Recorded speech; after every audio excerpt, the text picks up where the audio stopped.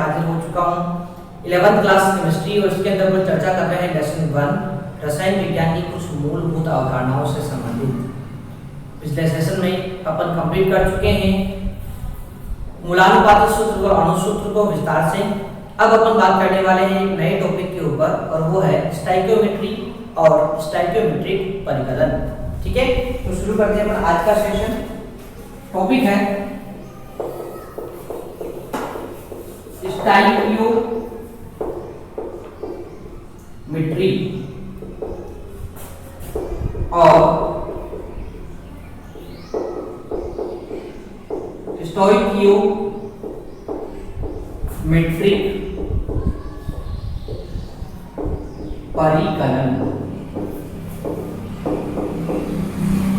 अब देखो स्टोइकियोमेट्री और स्टोइकियोमेट्रिक परिकलन के बारे में बात करें तो सबसे पहले मैं आपको यहाँ पे नॉर्मल जानकारी इसके बारे में दूं।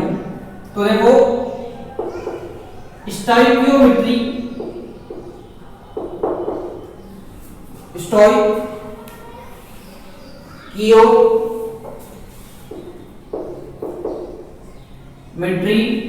जो शब्द है, ये स्टोइकियोमेट्री शब्द जो बना है ये दो शब्दों से मिलकर बना है। ठीक है, एक होता है स्टोइकियो, थोड़ा सा यहाँ पर करेक्शन है, स्टोइकियो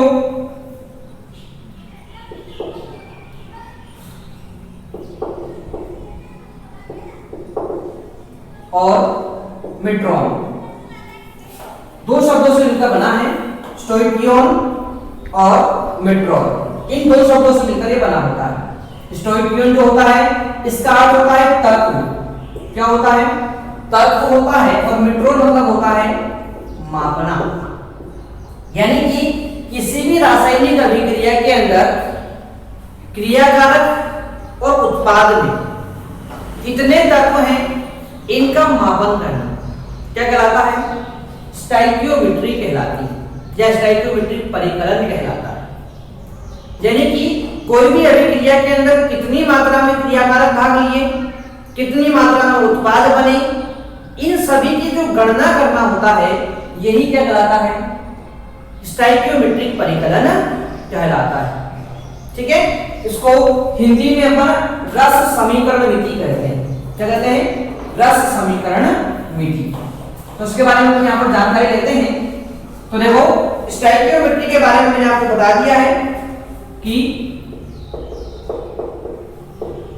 स्टोइकियोमेट्री इंग्लिश में भी लिखेंगे अपन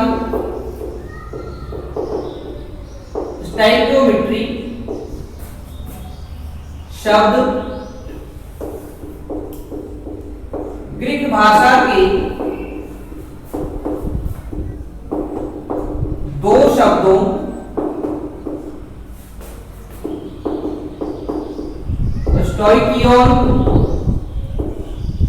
स्टोइकियोन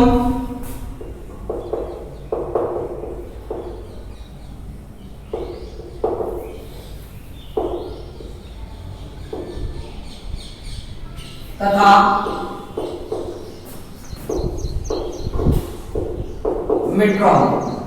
मेट्रॉन या मेट्रॉन दोनों बात एक ही है। ठीक है, बुक में अपन को मेट्रॉन दिया हुआ है। मेट्रॉन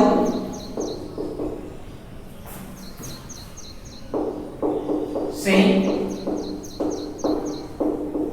मिलकर बना है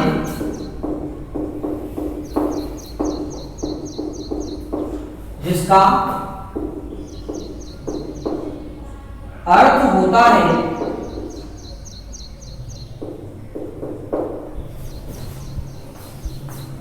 क्रमशः तत्व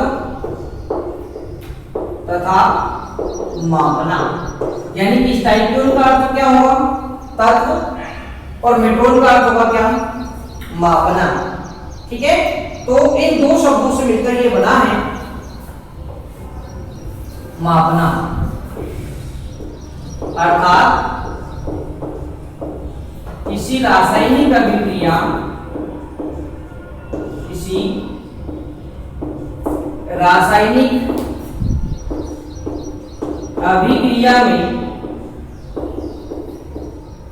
क्रियाकारक, रासायनिक अभिक्रिया में क्रियाकारक और उत्पादों के द्रव्यमानों का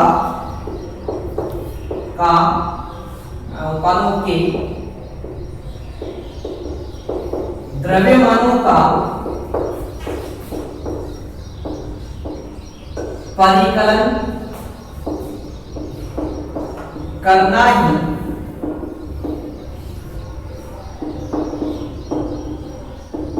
स्टोइकियोमेट्रिक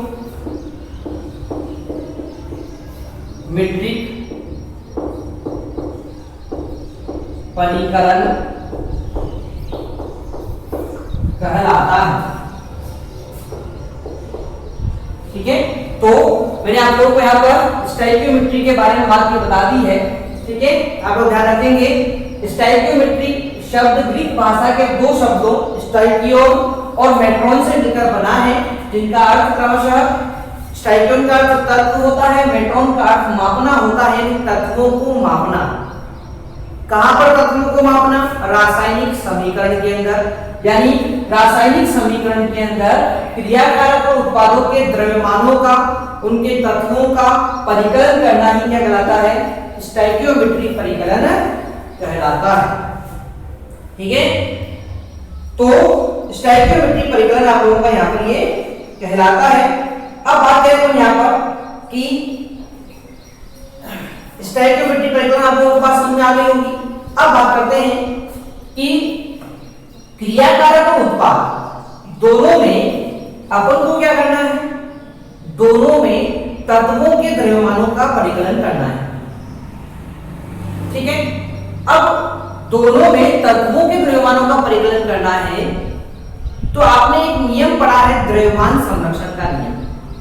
द्रव्यमान संरक्षण का नियम बोलता है कि किसी भी रासायनिक अभिक्रिया में जो पदार्थ होते हैं, जो द्रव्य होते हैं, उनको न तो बनाया जा सकता है और न ही उन्हें नष्ट किया जा सकता है।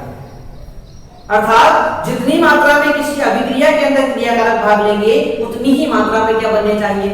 उत्पाद बनने चाहिए। यानी जितने तत्व आपके क्रियाकारकों के अंदर होंगे, उतनी ही मात्रा में क्या होने चाहिए? उत्पाद में तत्व होने चाहिए। ठीक है ना? और इसीलिए आप लोग क्या करते हैं, जब भी किसी रासायनिक अभिक्रिया को लिखते हैं तो आप लोग उसको संतुलित करते हैं। ठीक है, और संतुलित क्यों किया जाता है?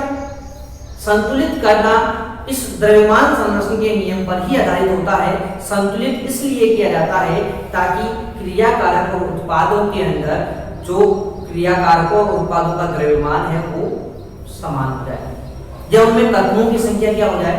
समान हो जाए। तो इस कारण किसी अभिक्रिया को संतुलित किया जाता है। और एक बात आप लोग ध्यान रखें ना कि किसी भी अभिक्रिया को संतुलित करने के लिए उसके आगे जो अंक लिखे जाते हैं, उन यौगिकों के आगे जो अंक लिखे जाते हैं, उन्हें रस समीकरणमिति गुणांक या स्टोइकियोमेट्रिक गुणांक कहते हैं। क्या कहते हैं? स्टोइकियोमेट्रिक गुणांक कहते हैं। ये बात आप लोग ध्यान रखेंगे। तो यहाँ पर बात आ गई है, स्टोइकियोमेट्रिक परिकलन कहलाता है। आगे हम बात करते हैं तो किसी रासायनिक अभिक्रिया में क्रियाकारकों व उत्पादों का द्रव्यमान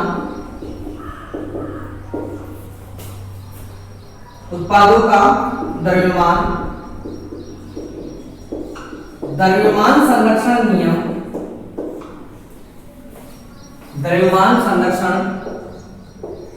नियम के अनुसार समान होना चाहिए। इसीलिए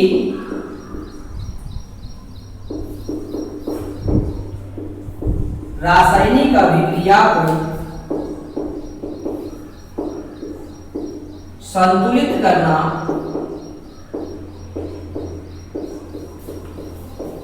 आवश्यक होता है। संतुलित करना आवश्यक होता है तथा अभिक्रिया को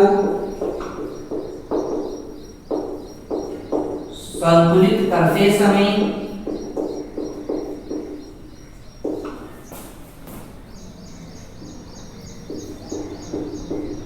अणुओं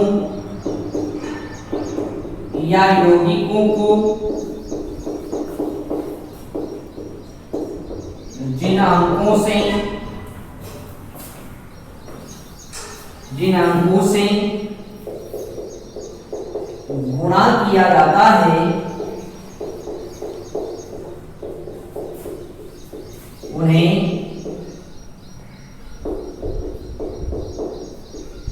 स्टाइकियोमेट्रिक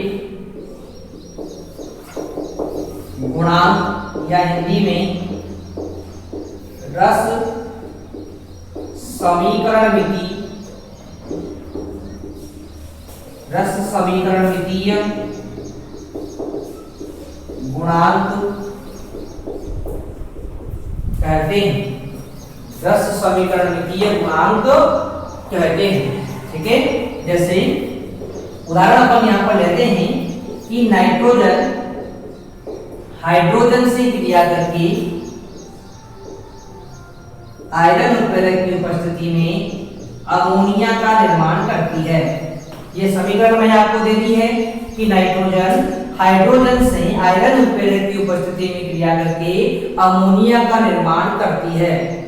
अब यहाँ पर आप लोग क्या देख रहे हैं कि यहाँ पर ये अभिक्रिया जो है इसमें आगे वाला दी गई ये पार्ट क्या है, ये क्रियाकारक है और ये क्या है, उत्पाद है।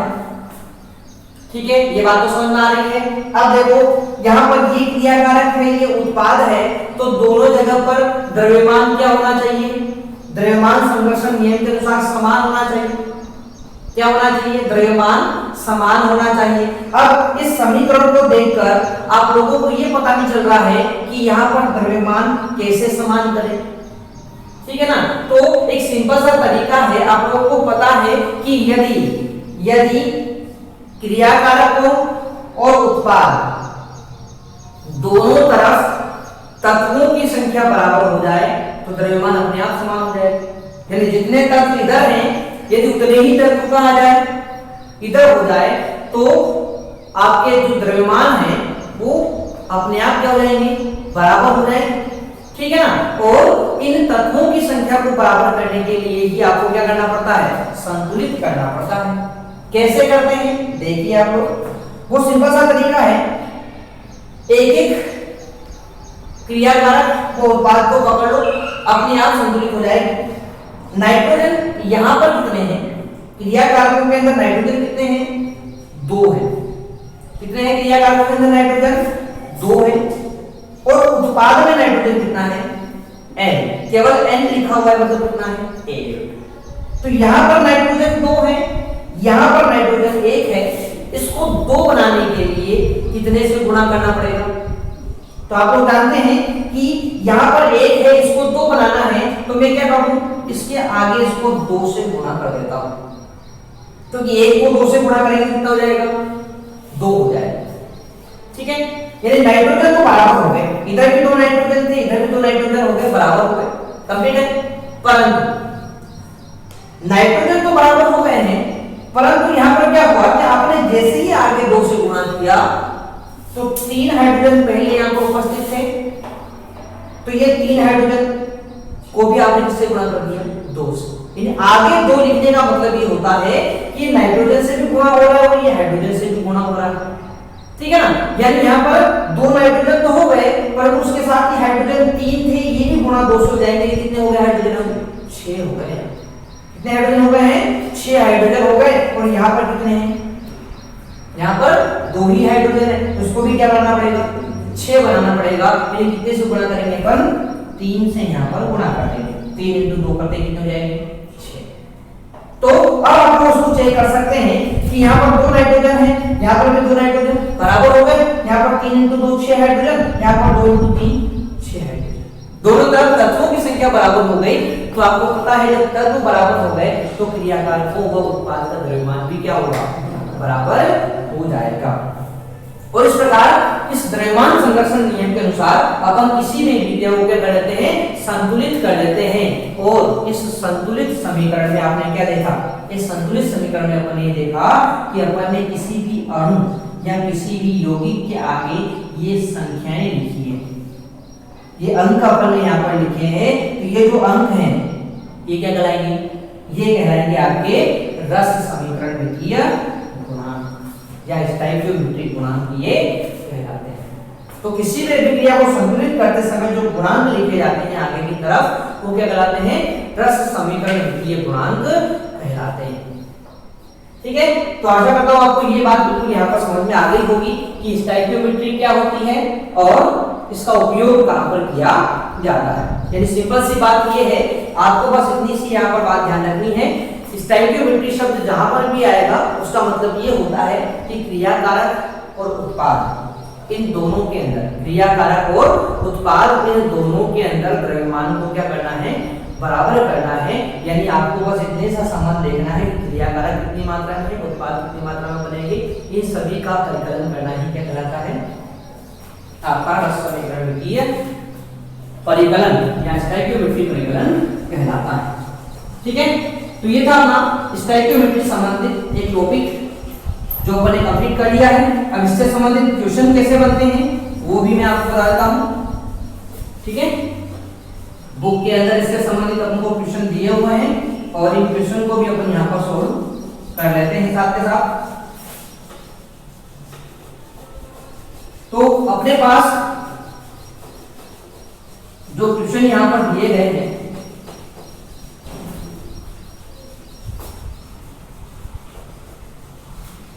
इन क्वेश्चंस के अंदर पहला क्वेश्चन आपको दिया गया है, उदाहरण है वैसे ये क्वेश्चन दिया गया है कि 16 ग्राम मेथेन के दहन से 16 ग्राम मेथेन के दहन से प्राप्त जल की मात्रा का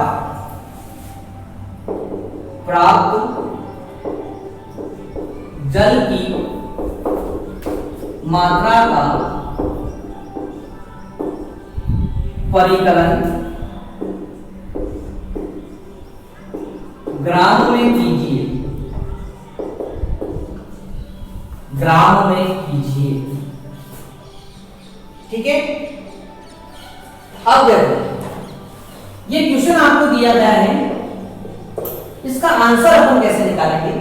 तो देखो सबसे पहले तो आपको क्या करना पड़ेगा, मेथेन के दहन की समीकरण आनी चाहिए। ठीक है, देखो मेथेन के दहन की संतुलित समीकरण को सबसे पहले लिखेंगे।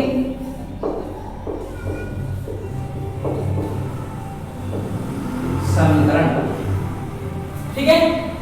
देखो क्या होता है, मेथेन का फॉर्मूला होता है CH4। आपको पता है दहन का मतलब होता है ऑक्सीजन की उपस्थिति में जलाना, यानी कि मेथेन का फॉर्मूला है CH4। इसको ऑक्सीजन की उपस्थिति में अपन क्या करते हैं, जलाते हैं। यही प्रक्रिया क्या कहलाती है, दहन कहलाती है। और जब ये जलते हैं तो हमेशा ध्यान रखना, चाहे कोई सा भी हाइड्रोकार्बन जलाया जाए हमेशा CO2 और जल ही बनते हैं। क्या बनते हैं, CO2 और जल का निर्माण ही यहाँ पर होता है। ठीक है, तो ये समीकरण अपन ने मेथेन की दहन की लिखी है। अब इसको क्या करना पड़ेगा, संतुलित करना पड़ेगा। ठीक है, तो संतुलित कैसे करते हैं इस चीज को भी देख लीजिए। देखो यहाँ पर कार्बन कितना है, 1 है। यहाँ पर भी कार्बन कितना है, 1 है, क्योंकि C लिखा हुआ मतलब कार्बन 1 है। यहाँ पर भी कार्बन कितना है, 1 है। अब बात करते हैं हाइड्रोजन के बारे में। तो हाइड्रोजन यहाँ पर कितने हैं, 4 हैं, और यहाँ पर हाइड्रोजन कितने हैं, 2। अब इस हाइड्रोजन यहाँ पर 4 है, यहाँ पर 2 है, तो इस 2 को कितना बनाना पड़ेगा, 4 बनाना है। कितने से गुणा करेंगे, बिल्कुल 2 से अपन गुणा कर देंगे। तो 2 × 2 कितने हो गए, 4 आपके पास हाइड्रोजन हो गए बराबर। अब देखो हाइड्रोजन तो बराबर हो चुके हैं। अब ऑक्सीजन की बात कर लेते हैं। तो देखो ऑक्सीजन कितने हैं, 2 हैं, और यहाँ पर देखो 2 ऑक्सीजन तो ये रहे, यहाँ 1 था, आगे आपने 2 से गुणा कर दिया तो 2 1 2 1 यानी कि 2 यहाँ पर हो गए। कितने हो गए टोटल, 2 और 2 4 ऑक्सीजन हो गए, और यहाँ कितने हैं, 2 है, तो इसको 4 वाले के कितने से गुणा करना पड़ेगा, 2 से। तो बिल्कुल इसको आपने जैसे 2 से गुणा किया तो देखो यहाँ पर सारे तत्व बराबर हो चुके हैं। कार्बन 1 हाइड्रोजन 4 ऑक्सीजन 4 ऑक्सीजन 4 हो गए संतुलित समीकरण। अब देखो यहाँ पर आपने संतुलित समीकरण इसकी यहाँ पर लिख ली है, ठीक है। अब ध्यान से इसको देखना, यहाँ पर अपन देखें इनके आणविक द्रव्यमान, तो CH4 का आणविक द्रव्यमान कितना होता है, तो देखो कार्बन का होता है 12 परमाणु द्रव्यमान, और हाइड्रोजन का हो जाएगा 4 × 1 × 4, तो 12 और 4 कितने हो गए, 16, यानी यहाँ पर 16 ग्राम मेथेन है।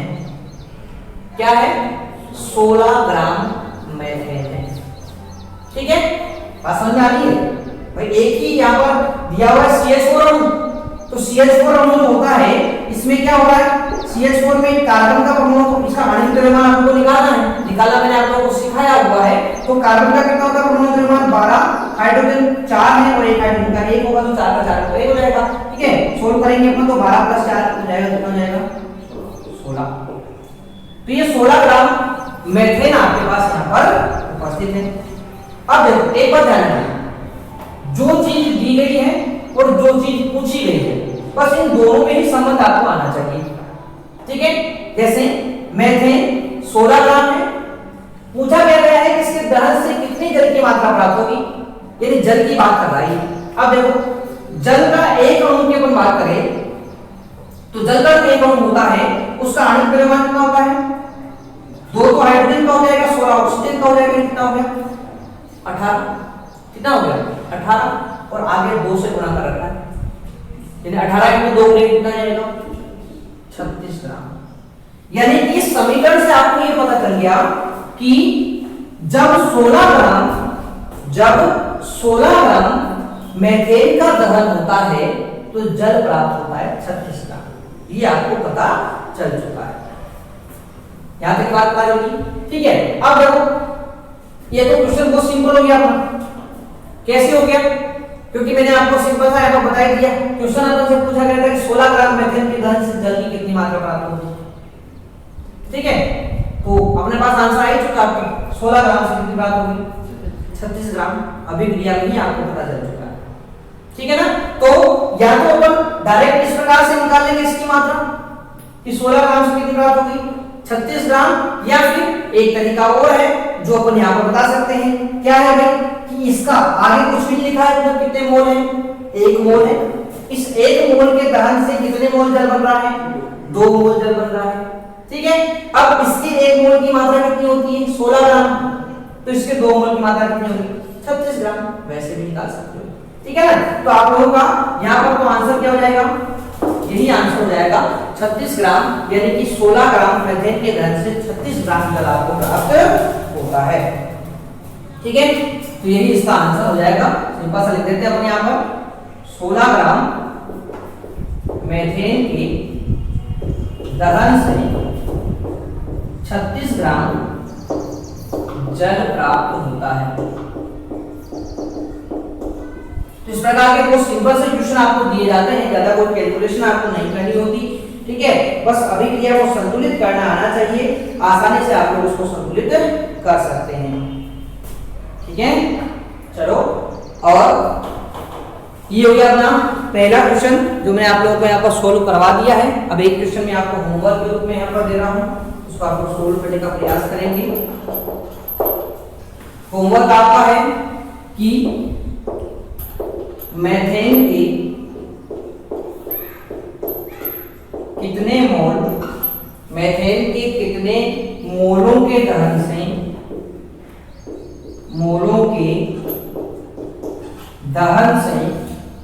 22 ग्राम CO2 प्राप्त की जाती है।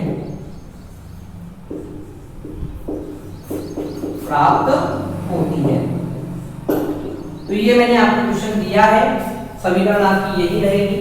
ठीक है, अब आपको मीथेन और CO2 में संबंध दिया गया है। ठीक है, तो ये था आपका आज का सेशन, जिसमें मैंने आप लोगों को इस स्टोइकियोमेट्रिक परिकलन के बारे में बता दिया है। तो आशा करता हूँ आपको समझ में आया होगा। मिलते हैं नेक्स्ट सेशन में, तब तक